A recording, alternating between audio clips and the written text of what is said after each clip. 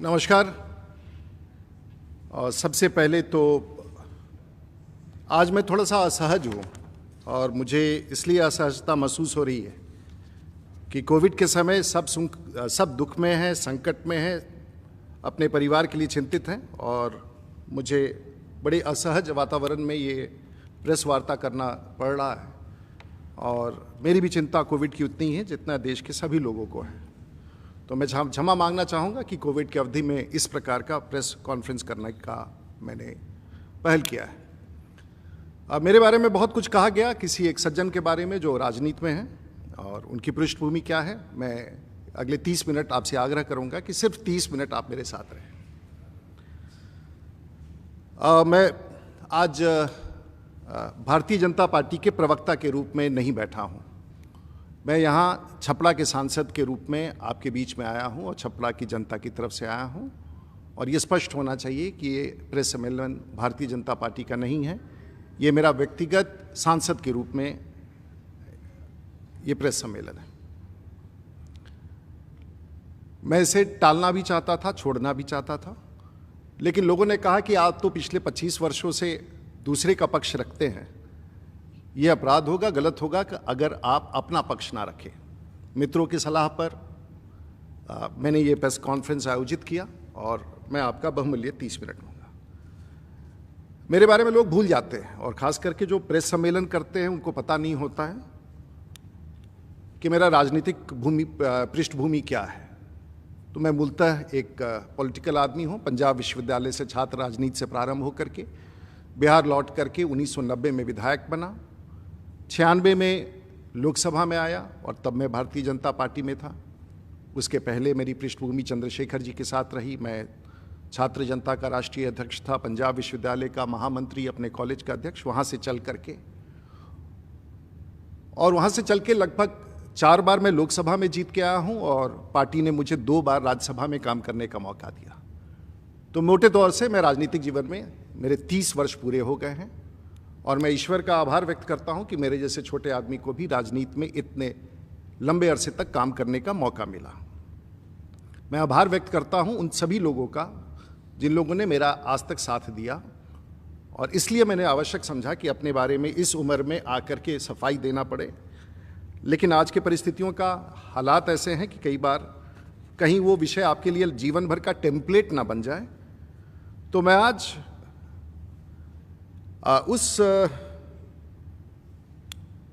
राजनीति से जो राजनीतिक ताकत दिखा करके लोगों को असहाय करते हैं, मैं उनकी आवाज़ के रूप में आया हूं, जिसके खिलाफ कोई आवाज़ नहीं उठा सकता है, कोई बोल नहीं सकता है। और उसका कारण मैं बताऊंगा। चाहे वो कोविड के दौरान काम करने वाले डॉक्टर हों, सरकारी कर्मचारी हों, बिहार के अधिकारी हों, वरिष्ठ अधिकारी हों, स्वास्थ्य विभाग के वरिष्ठ अधिकारी हों, पैरामेडिक्स हों, दवा के दुकानदार हों और बहुत सारे लोग जो व्यवसायी हों, जो डर से नहीं बोल सकते हैं, मैं उनकी आवाज़ बन के, वैसे पुलिस के अधिकारी, वैसे लोग जो दमन के शिकार हुए हैं पिछले 30 वर्षों में, उनका वकालत लेके आया हूँ। और मैं ऐसे ही कोई बात नहीं रख रहा हूँ। मेरा व्यक्तिगत किसी से कोई झगड़ा नहीं है। राजनीतिक जीवन में मैंने कभी किसी से झगड़ा नहीं किया है, मैंने किसी का बुरा नहीं किया है। लेकिन जो सच है, और बिहार के मुख्यमंत्री एक बार हमेशा ये कहते हैं कि कानून का राज्य होना चाहिए। हमारा भी ऐसा मानना है कि कानून का राज्य होना चाहिए और इसलिए मैं आपके बीच में आया हूं कि सचमुच अगर संविधान पर भरोसा है और हम सब पर भरोसा है तो हम सब लोगों को, मैं किसी का नाम नहीं लेना चाहूँगा क्योंकि, लेकिन फिर भी संदर्भ आया था और जिस दौरान ये चर्चा हुआ उस समय एक प्रकार का उत्तेजना था। असत्य के बीच में बहुत सारे तथ्य ऐसे रखे गए जो कोई सुनने के लिए तैयार नहीं था और भावनाओं में बह करके कुछ ओपिनियन बनाया गया। इसलिए मैंने 8 दिन का समय दे दिया और मैंने कहा कि 8 दिन के बाद मैं तथ्य रखूंगा ताकि आप भी शांति से मेरी बात सुन सकें। जो सही हो, मैं अगर गलत हूं तो गलत ही होऊंगा। गलतियां तो सबसे होती है, लेकिन वैसी गलती जो आपराधिक रूप से हो, मैं नहीं समझता हूं कि मैं करने का कभी मैं उसकी ताकत रखता हूं या मैं उसकी उस तरह से हूं। बहुत सारे ऐसे तथ्य प्रकाश पे आए हैं जिसका मैं आपके सामने लाना चाहूंगा और मैं नहीं जानता हूं कि बिहार की सरकार ने या देश की सरकार गाड़ी पहुंच गई और ये गाड़ी अभी कैतुका से चलकर सोनपुर होते, बेली रोड होते यहाँ पहुंच रही है पटना के लिए, और अभी रनिंग मोड में है। गाड़ी अभी आई है, गाड़ी जस्ट पार्क हुई है, हॉस्पिटल में पेशेंट को पहुंचाया जा रहा है।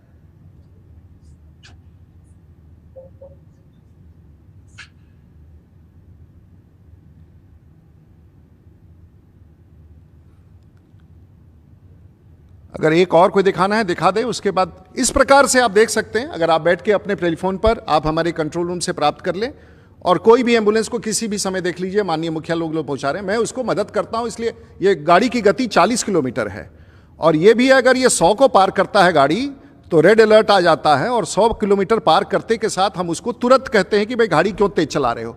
ये तो ऑटोमेशन है, जीपीएस पर है, और ये छपड़ा रेवा मुजफ्फरपुर रोड पर भी गाड़ी है, साफ आ रहा है स्क्रीन पर, और पिछले 6 महीने का आपको रिकॉर्ड मिल जाएगा। आप किसी गाड़ी को कहीं उठा ले, इसने अपनी गति कम कर ली। अब इस गाड़ी की गति 85 किलोमीटर है, जो बहुत ज़्यादा है। हो सकता है किसी इमरजेंसी में लेके आ रहा हो, तो कहाँ ये गाड़ी है, किसके पास ये गाड़ी है, किस गति से चल रही है, कौन पेशेंट है, कब जाना है, कितने बजे जाना है।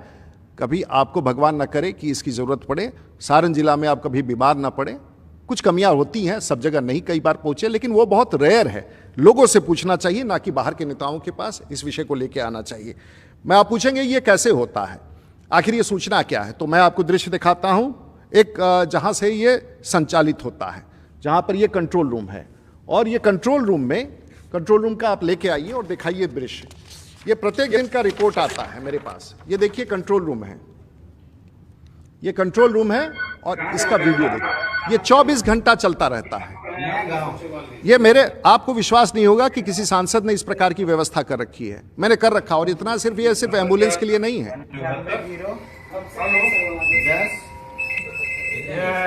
उसमें ई पास करके इसमें आप सारा डिटेल भरिएगा, अपना सबमिट कीजिएगा, तो 1 से 2 घंटा में आपके पास सारा डिटेल मैसेज आ जाएगा।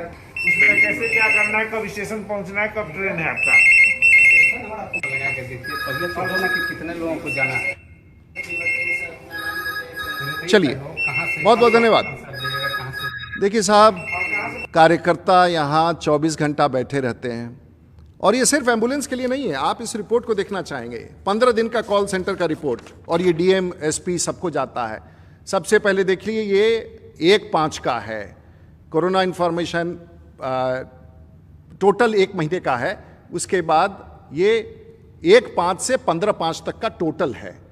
कोरोना इन्फॉर्मेशन 2500, एम्बुलेंस 507, इलेक्ट्रिसिटी का कंप्लेंट, ब्लॉक का कंप्लेंट, लैंड डिस्प्यूट, पुलिस, और 15 दिन में मुझे 6133 कंप्लेंट। प्रत्येक दिन का भी रिपोर्ट है, प्रत्येक दिन का देखिए। जैसे ये 15/5 का है, यानी कि कल का, 2 दिन पहले का। Emergency admission 10, other health call, corona information 100, ambulance 32, electricity के बिजली भी कटता है, ब्लॉक के complaints, land dispute, police complaints 2, admission Kendriya Vidyalaya, request to meet MP 21, PNR जो होता है जनरल कॉल, और 350 कॉल यहाँ प्राप्त हुए। मैं सिर्फ ये प्रयास करता हूँ, इसमें एम्बुलेंस एक है, और ये डिस्ट्रिक्ट मजिस्ट्रेट को रोज जाता है, एसपी को भी जाता है। एसपी साहब भी देखते हैं कि मेरे यहाँ क्राइम की क्या स्थिति है। तो ये बड़ा खराब लगता होगा लोगों को इस तरह का काम। और मैं अपराधी हूँ, मैंने एम्बुलेंस पता नहीं कहाँ से, मैंने सुना था कि भाई होर्डिंग होता है, लेकिन एम्बुलेंस का कोई काला बाजारी होता है, हमने तो नहीं सोचा। हमारे यहाँ किसी को इस बात, और मैं, किसी ने पूछा कि आप दूसरे जिला में दे देते हैं। MP लाइट्स का मैं दूसरे जिला का जिम्मा नहीं ले सकता हूँ, वो तो सरकार का निर्णय होगा। कोई राज्यसभा का सांसद पूरे बिहार और देश को दे सकता है, लेकिन लोकसभा का सांसद सीमित क्षेत्र में। और मेरा कमिटमेंट सारण जिला है, और आज की तारीख में सारण जिला में 18,000 करोड़ रुपए का काम भारत सरकार और राज्य सरकार से चल रहा है। इसलिए मुझे कुछ नहीं कहना, मुझे अब इस बात समाप्त करना है। आप लोगों ने इतना समय दिया, लेकिन मुझ पर आरोप लगाया गया कि मैंने किसी को गिरफ्तार करा दिया। मैं, कोविड में देश ने देखा है कि बड़ा संकट का समय है, रुकने से, शांत रहने से ये प्रॉब्लम नहीं होता है। माननीय पूर्व सांसद जी को इतनी गंभीर बीमारियां थी, वो उसी बीमारी में अभी 15 दिन पहले शायद ऑपरेशन भी हुआ था, दुखद है। उसके बाद वो आरा भी चले गए, वहाँ झगड़ा कर लिया जा करके, वो छपड़ा भी चले आए, हमारे यहाँ भी झगड़ा कर लिया आ करके, कुछ केस मुकदमा भी हो गया है लगता है उनके यहाँ। वो PMCH में भी चले गए, डॉक्टर लोग NMCH में चले गए, वो आरा चले गए, वहाँ भी केस हो गया। आखिर में परिवार के लोगों को ध्यान देना चाहिए। जो व्यक्ति इतना बीमार हो, जो गिरफ्तारी के बाद इतना अस्पताल चला जाए, उसको इस तरह से नहीं घूमने देना चाहिए, क्योंकि सबने कहा है कि, और कोविड वार्ड में घुस जाना, सब लोग परेशान। कोविड वार्ड में आप घुस करके फिर घर जाते थे, अपने परिवार को भी संक्रमित करते थे, अपने मित्रों को भी, अपने सिक्योरिटी को इतने बड़े फोर्स लेके चलते हैं। ये नहीं करना चाहिए था आपको, आपने इस बात का ध्यान नहीं दिया। और समाचार बनने के लिए, और आज आप इतने बीमार हैं, हमने किसी को नहीं जेल भेजा, हम ना जेल भेजने की क्षमता रखते हैं, और मैं कभी जीवन में किसी को कष्ट नहीं, लेकिन वहाँ से आप दरभंगा मेडिकल कॉलेज चले गए, और दरभंगा मेडिकल कॉलेज में आपने अपने से एक बोर्ड बैठाया, और बोर्ड ने कहा कि इनको भी पटना भेजना चाहिए, पीएमसीएच में भेजना चाहिए था। बोर्ड ने तय किया, मरीज क्यों तय करेगा? बोर्ड ने तय किया इनको पटना भेजना चाहिए। आपने सुपरिटेंडेंट को लिख दिया कि मैं नहीं जाना चाहता हूँ, पता नहीं क्यों।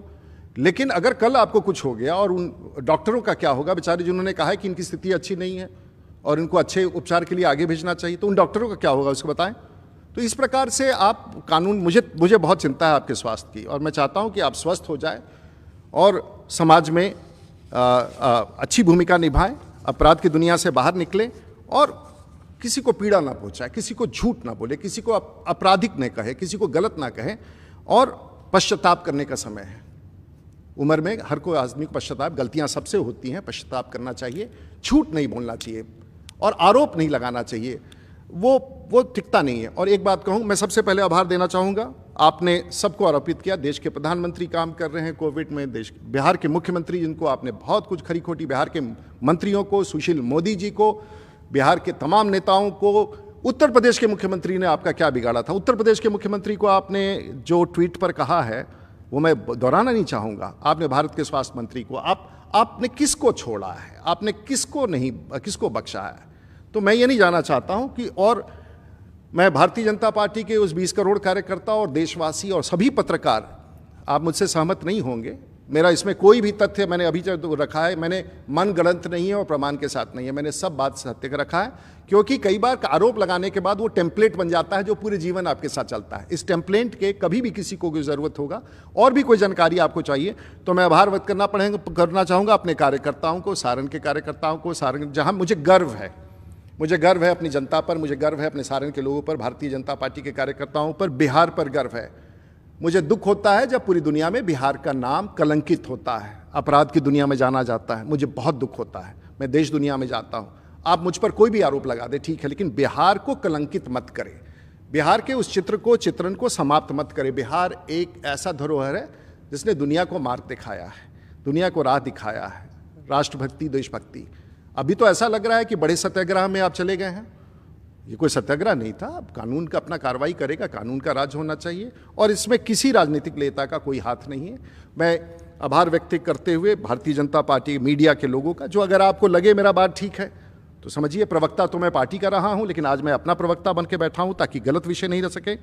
सारण की जनता के प्रति समर्पित हूं मैं और मुझे गर्व है अपने लोगों के, अपने कार्यकर्ताओं जो इस गलत बयानी का उन्होंने जवाब दिया है, मजबूती से जवाब दिया है।